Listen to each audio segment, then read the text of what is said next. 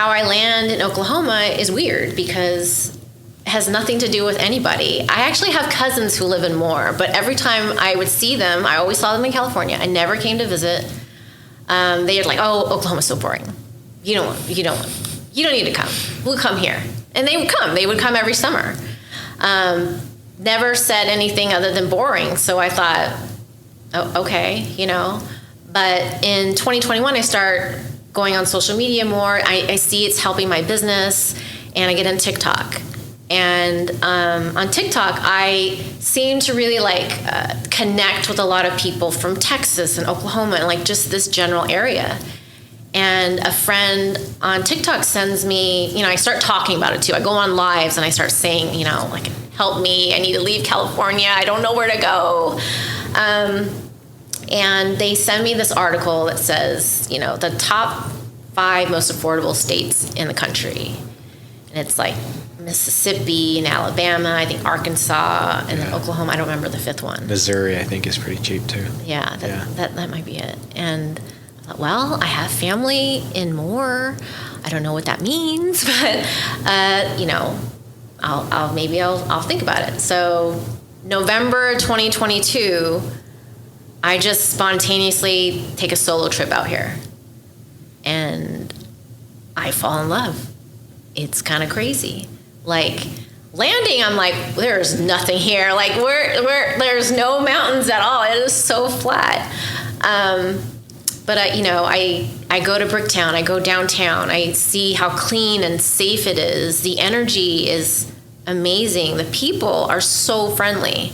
It reminds me of my childhood. And then I see all the cows and horses. I don't think I mentioned, but when I was in Utah, my grandpa had a small farm. He had some cows and pigs, and then his next door neighbor had horses that I would ride any chance that I got. So all of that comes flooding back, and I just see a flash of Lake Hefner, and I'm like, wow, there's a lake house at a man-made lake. I don't get it, but I love it.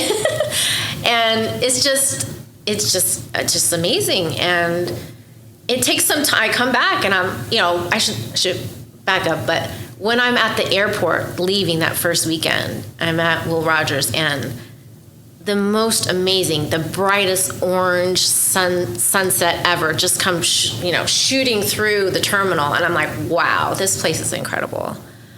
And I leave with a lot of hope because I saw the house prices. I was like, are you kidding me? This house would be $2 million in my neighborhood in Westwood. It's just insane. And I love everything about it. And it was more diverse than I thought. My family really, I would have been here sooner had they told me more about what it was like. Because they had been thriving here for years. Yeah.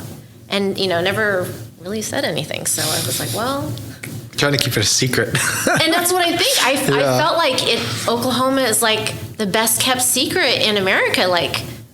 I want to tell people and I want to shout it, off rooftops, but at the same time, don't come here. Please don't come here. Only if you've been approved, because, we need nice people here.